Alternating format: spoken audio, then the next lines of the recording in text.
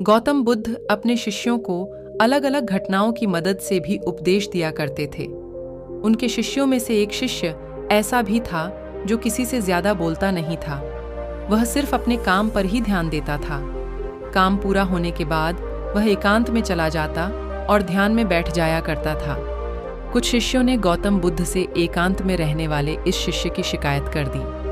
जब धीरे धीरे उस शिष्य की बुराई ज्यादा होने लगी, तब बुद्ध ने सोचा कि उससे बात करनी चाहिए।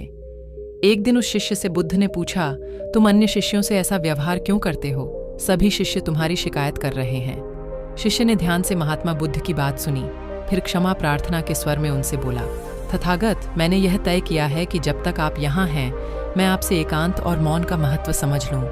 आपके बाद मुझे इन बातों को कोई और कैसे समझाएगा? उस शिष्य की ये बातें सुनकर बुद्ध को भी आश्चर्य हुआ। वह उसका आशय तो तत्काल समझ गए, उसकी साधना और लगन की गहराई से प्रभावित भी हुए, लेकिन उससे कुछ और नहीं बोले। उसके जाने के बाद बुद्ध ने अन्य शिष्यों को समझाया, तुम सबने इस एकांत प्रिय शिष्य की गलत शिकायत की है।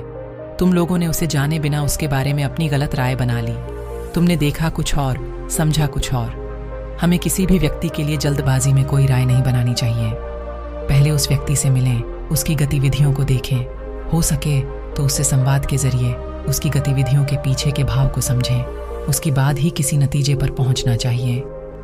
बुद्ध की बातें सुनकर सभी शिष्यों को अपनी गलती पर पश्चाताप हुआ।